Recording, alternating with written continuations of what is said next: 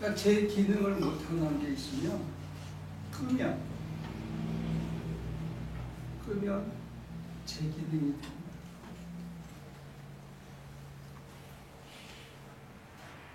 그러니까 여러분과 제가 거기를 결단하거나 그걸 볼 수 있어야 돼요. 내가 쓰레기인지 이게 진짜인지.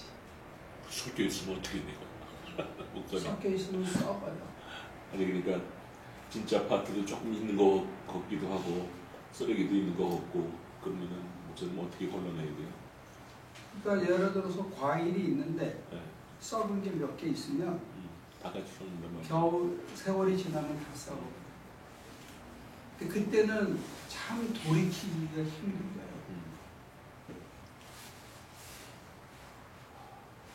몇 개 걷어내면 될 거를 방치했다가 다 썩어버렸다는 것을 깨달을 날이 오는데 그때는 힘도 빠지고 금식할 힘도 없고 새벽 기도하거나 철야를 할 체력도 없어져. 그러면 포기하게 돼요.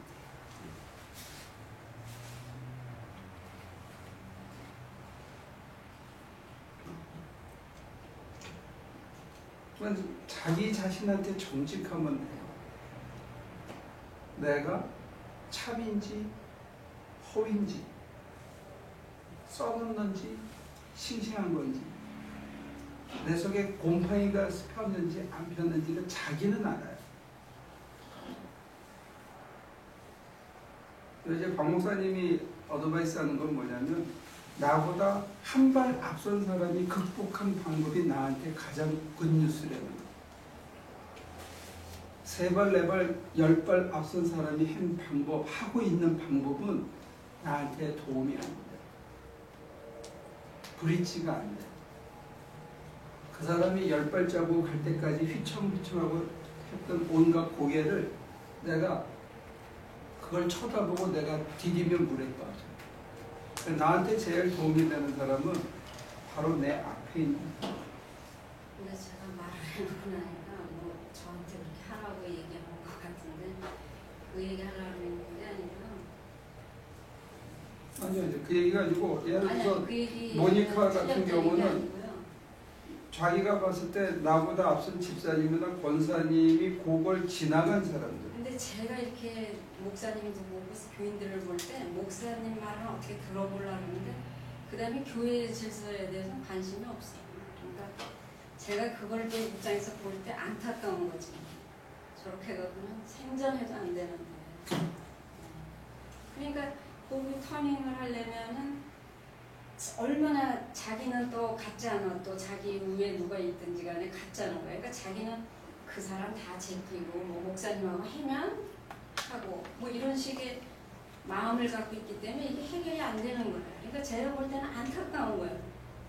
그냥 저렇게 안 하면 되는데 자기는 자기 마음대로 이 룰을 하나도 안 지켜 막 건너뛰고 하나님한테만 하겠다는 거예요. 하나님이 종을 다 세웠는데 이 종을 다 무시해. 그럼 하나님 볼 때 그 무시한 사람을 가만 놔두겠어요? 근데 그거는 박 목사님의 입장에서 볼 수 있는 독특한 관점이고 또 아니 저는 이제 안타까우니까 보일 수 있는데 제가 보면 저도 목사님 말 잘 안 들어요. 제가 보면 박 목사님만 안 듣는 게 아니고 다 안 들어. 그러니까 다 안 듣는 거겠죠. 죄송해요 여러분들 이렇게 싸잡아서 얘기해서 죄송한데 그럴 듯해. 그래야 되겠어. 집에 가서 해보려고 그래. 잘 안 돼. 몇 번은 됐다가 안 돼. 그러면 자기가 자가 처방을 해. 그 글 쓰신 거 있죠. 제일 좋은 환자와 나쁜 환자. 일주일 먹으라 그러면 일주일 먹으면 그냥 끝나는 거야. 약을 집에 갖고 가서. 근데 한 3일 먹고 이제 괜찮겠지. 한 잔 먹자. 자가 처방을 하는 사람들이 너무 많아. 제가 그것을 나름대로 진통을 통해서 아픔을 통해서 쓰러지고 자빠지고 해서 배워서 체득했고 그거를 쉐어하는 건데도 수련회 하시고 의사해가지고 경력 20년 30년 될 때까지 온갖 걸 다 겪은 다음에 환자한테 얘기해도 잘 안 따르는 환자들이 있듯이 목사 경력 25년 돼도 그걸 안 받아들이는 환자들이 있어요. 이게 참 어려운 거예요. 근데 우리들이 받는 유혹은 뭐냐면 엑스레이 찍어주고 눈으로 보여주고 이게 진짜 진통이 있는데 쫙 치료하고 나면 진통이 싹 가시고 나면 이건 안 믿을 수가 없잖아. 그죠? 근데 우리는 이게 없는 돼지야. 딱 하라 그래가지고 그대로 딱 해가지고 되는 게 아니라 이게 참 어려워.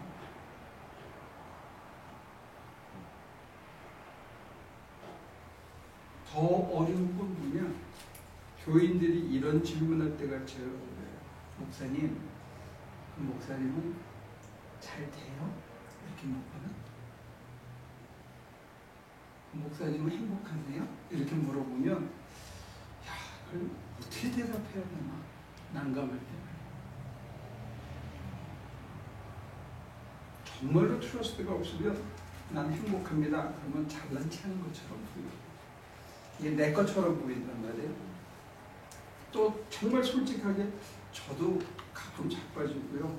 이거 하나님이 이렇게 풍선 바람 빼듯이 살짝 놓으면 나는 확 사그러져요. 이러면 에게 겨우 저거 하려고 내가 내 모든 걸 포기하고 저길 따라가 이런 유혹도 생기고 그래요. 참 이게 오늘 저한테 신학대학원에서 배웠던 사람이 우리 교회 나와서 이제 한 1, 2년째 수요일날 자원봉사를 하거든요. 음식 나눠주는. 이제 뭐 이런 얘기 저런 얘기를 하다가 제가 오늘 좀 일찍 교회 왔더니 만나서 거두절미하고 저한테 그러더라고요. 자기 동료들끼리 하는 얘기가 있대. 뭐냐? 강 목사님은 가진 거나 뭐 자기들이 봤을 때 능력이나 이런 거 했을 때는 저기서 저 사소한 일에 목숨 걸고 있는지 모르겠다. 자기들끼리 화두를. 여러분들은 전혀 그렇게 생각 안 하죠.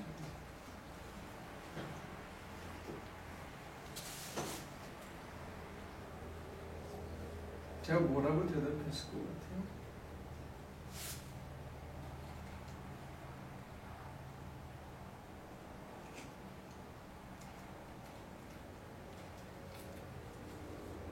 경제 논리로 봤을 때는 전혀 이문이 안 남는 짓을 하고 계신 것처럼 보인다. 이렇게 얘기를 하더라고요. 그래서 아주 진솔하게 우리가 맨날 그냥 제가 농만 하는 친구로 생각했는데 자꾸 진지하게 묻길래 제가 그렇게 대답을 했습니다. 나는 지금 이제는 안 보인다. 어떻게 하면 이게 이문이 남고 어떻게 하면 더 이게 빨리 되고 하는 게 안 보여서 못하는 거지. 내가 지금 보이면 나도 유혹을 받아.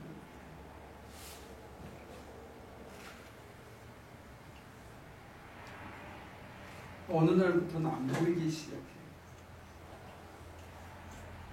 두 번째는 뭐냐면 제가 종이라는 걸 스스로 인정하고 내가 자유를 반납한 대신에 나는 안정감을 선물로 받아요. 내가 종이기 때문에 자유를 반납한 거거든요. 그러니까 자기를 부인한다는 게 있어서 또 그 뒤에 십자가를 진다는 게 있어서 저가 이해하는 나를 부인하고 내 십자가를 진다는 거는 뭐냐면 이렇게도 경제 논리로 저렇게도 잔머리로 이렇게도 내 계산으로 다 해봤는데 어느 날 그게 쓰레기다 하는 것을 내가 인정하고 더 이상 그걸로 해보려고 하지 않고 포기하고 났으니까 그 다음에는 안 보이기 시작하더라는 거예요. 대신 이 보이는 세상 한가운데 숨어있는 보이지 않는 세상의 질서나 가치가 희끗희끗 보이기 시작해 땅 위에.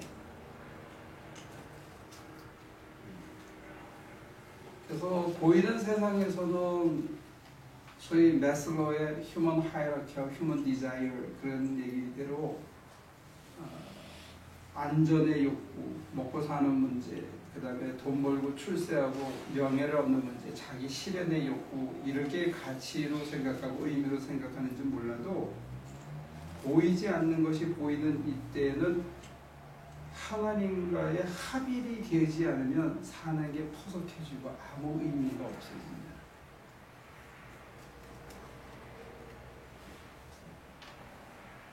그러니까 성령께서 바람을 불어넣어 주셔서 팽팽하게 보이는 거고 이 관계가 끊어지는 순간에 확 쪼그러지는 것을 체험하게 됩니다. 그러니까 나를 부인하고 싶어 부인하는 게 아니고 제 경우는 부인할 수밖에 없는 상황에 몰렸고 거기서 내가 그걸 받아들인 거고 받아들이고 난 다음에 세상에서는 눈을 뜨고 보지 못했던 다른 의미와 다른 가치와 다른 맛이 있다.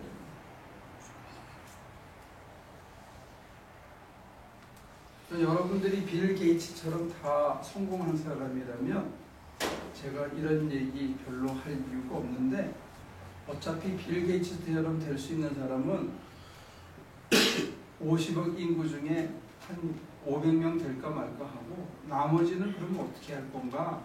저는 거기에 관심이 어차피 안 되니까.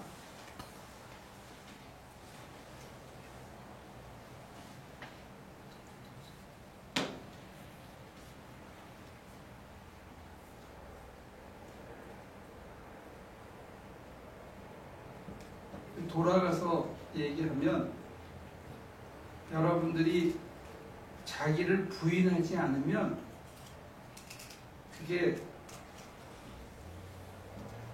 우리 어머니가 내 미래더라고요.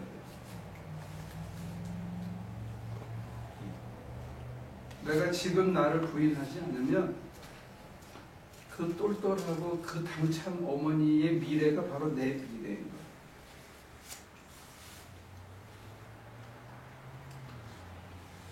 그렇게 사그러져 가는 거예요. 어머니들 다 훌륭했잖아요, 그죠? 우리 어릴 때 보면. 그게 내 미래의 모습이에요.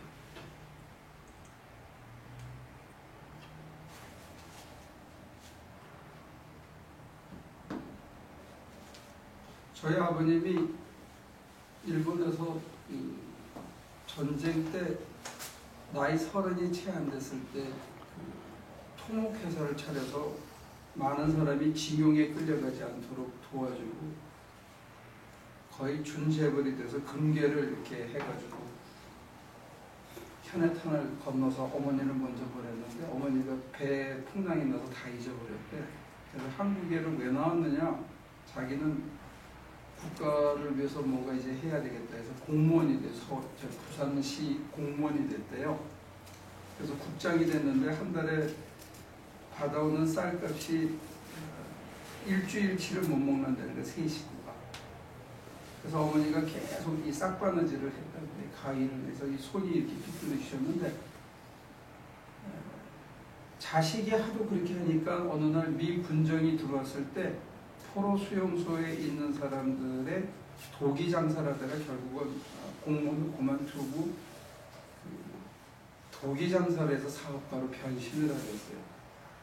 그래서 그분의 그 파란만장한 인생을 보면서 제가 느끼는 건 뭐냐면 그만큼 배웠고 그만큼 당차게 했으면 뭔가 좀 남기고 가셨으면 좋았을 걸 하는 아쉬움이 있어요. 근데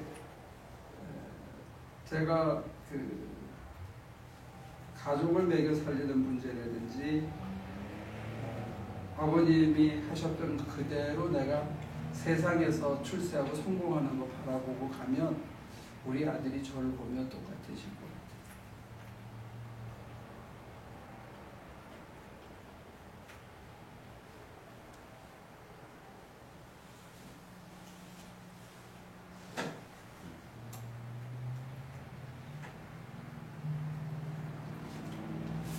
그거를 자기 부정이라고 해요. 어떤 의미의 자기 부정이냐면 하나님이 우리 각자에게 주신 포텐셜을 맥시마이즈 하지 못하고 미니마이즈해서 살다가 가는 걸 자기 부정이라. 그걸 부정하는 게 믿음의 길이 되는 거예요.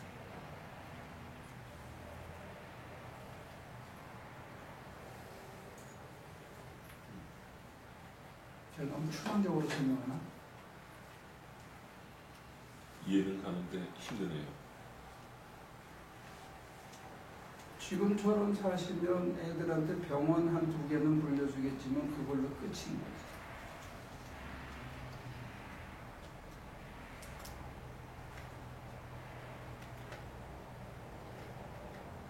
그러면 이렇게들 대답할 수 있고요. 그것도 못하는 사람이 있는데 내가 자식들을 위해서 그 정도라고 내 가족이라도 잘 챙기면 그게 뭐 그렇게 잘못 인정한 거냐 이렇게 얘기할 수 있는데 만약에 하나님의 기대가 그 이상이라면 하나님께서 그렇게 더 이상 기대 안 하시면 상관없는데 만약에 더 큰 기대를 하고 계시고 그게 하나님의 계획인데 내가 스스로 축소지향적으로 내가 뭐 그냥 소시민적으로 애들한테 이렇게 해서 자기들만 잘 살면 되지 이렇게 해서 하면 바울은 그걸 본 것 같아요. 가마리엘의 문화에서 가마리엘의 후계자가 되는 것 이게 축소지향적인 삶이었다 하는 걸 본 거예요. 그때 당시에서는 힐레파와 가마리엘파가 있었기 때문에 가마리엘의 후계자가 된다는 것은 포항공대 총장이 되거나 뭐 카이스트 총장이나 뭐 최고의 학자가 되는 거나 마찬가지예요. 서울대학가 해서 내가 근데 그게 쓰레기였고 나는 내 살과 눈과 다리를 이방인들을 위해서 다 주겠다. 이게 하나님의 계획이다라고 받아들이는 거예요. 역사가 판단하는 거거든요.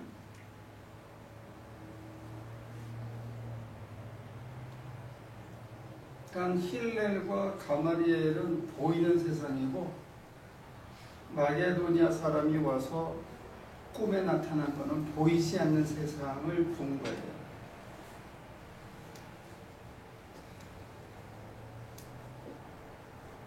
목사의 일이라는 것은 여러분들에게 보이지 않는 세상에 눈을 뜨게 해서 그걸 보게, 만지게, 느끼게 하는 게 그걸 옛사람들은 비전이라고 했죠. 저는 영적 감각을 회복한다는 단어를 쓰는 거. 여러분들이 지금까지 보지 못했던 것을 보고 만지지 못했던 걸 만지고 느끼지 못했던 걸 느끼면 내가 살고 있는 이 삶의 현장에서 그게 보이기 시작한다는 거예요.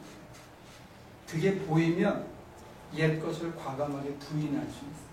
그게 죽은 거라는 걸 알기 때문에 거기에 생명이 없다는 걸 보기 때문에 그게 숨쉬지 않는 거라는 걸 보기 때문에 그게 잠깐은 반짝거리는 거지만 그게 나를 살리지 못하는 걸 내가 보기 때문에 우리는 꿈을 찾아 따라가는 거예요.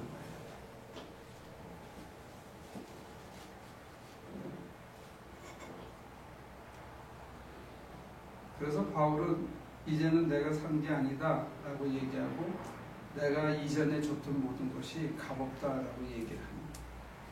뭘 받느냐에 그 사람.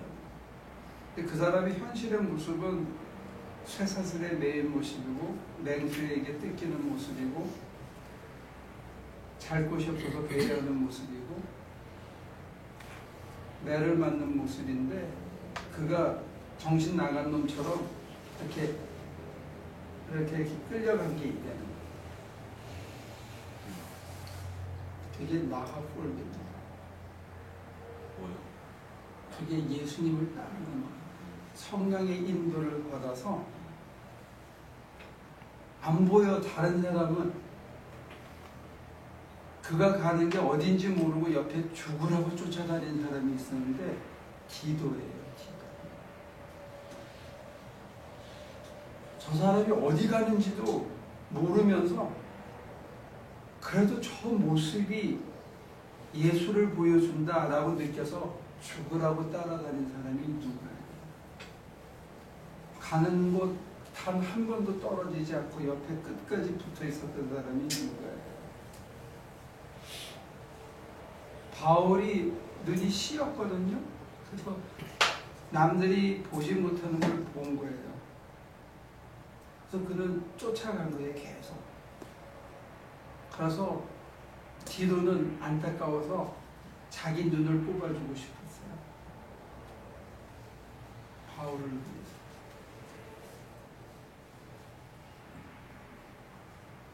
대신 옥에 갇히고 싶었어요.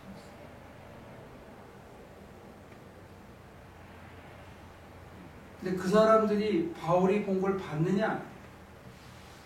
너무 못 봤어요.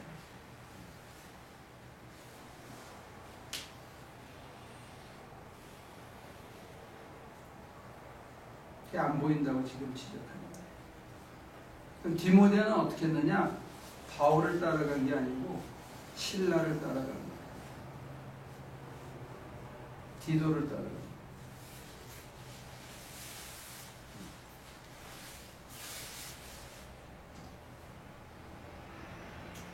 그게 영적 질서예요.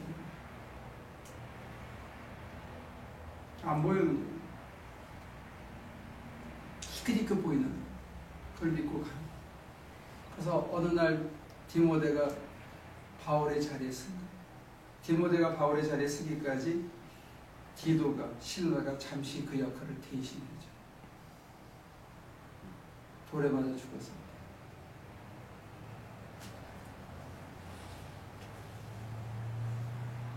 그러니까 예수님께서 겁주려고 얘기하신 게 아니고 내가 지금 십자가를 지러 가는데 이게 사는 길이다. 이게 부활의 길이다. 너희도 이 길을 가야 된다. 너희가 모든 걸 다 세상에서 온 세상을 얻고도 자기 목숨을 잃으면 무슨 소용이 있느냐? 이걸 가르치기 위해서 지금 자기를 부인하고 십자가를 지고 예수님을 따르는 이 세 가지를 얘기한 거거든요. 그럼 제자들을 살리기 위해서 얘기한 거예요. 겁을 주거나 고통을 주거나 무슨 고생을 시키기 위해서 이걸 준 게 아니에요.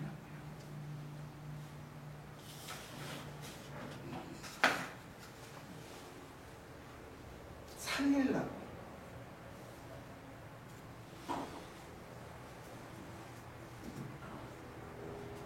이게 사는 길인데 이게 너무 힘들어. 첫째, 이걸 나라고 생각하면 이걸 부인해야 되니까 이게 힘들어. 내 눈에 확실히 보이는 게 이게 가짜라고 얘기하니까 이게 안 믿어져. 이걸 부인하기가 힘들어. 그 다음에 십자가를 지는 거는 각자 형편에 따라 다르지만 예를 들어서 제가 어느 날부터 나는 종이니까 나는 자유가 없다. 어떤 장소에서 자게 하든지 어떤 것을 먹게 하든지 먹고 입고 한 거에서부터 모든 것을 주인이 원하시는 것만 따라간다라고 하면 나의 의지적인 결단은 모든 걸 포기하고 듣고 전해야 돼. 근데 받는 사람은 안 받아들여. 그때 오는 괴리나 고독감이라는 것을 견디면서 계속 종으로서 산다고 하면 그게 십자가죠. 근데 그 일을 안 하면 전 죽어요. 여러분들에게 지금 각자에게 걸맞는 십자가가 주어졌는데 그걸 안 하면 영적으로는 죽는 거예요. 근데 그게 입장을 바꿔놓고 생각합시다. 여러분들이 종이다. 지금부터. 할만할 것 같아? 안 할만할 것 같아?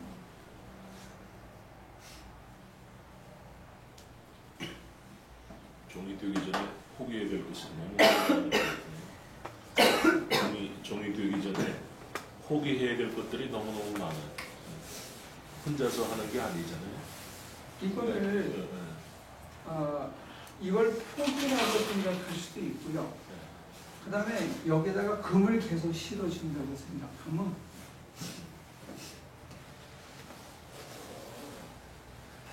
인식과 관념의 차이예요. 우리는 이걸 포기라고 자꾸 생각하니까 이걸 내려놓고 결단해야 되고 고통이 있다고 생각하는 거고, 빈 그릇이 되면 하나님이 여기다가 금덩어리를 계속 채워준다고 하면 그건 포기가 아니고 설거지잖아요. 내 속을 정결케 해야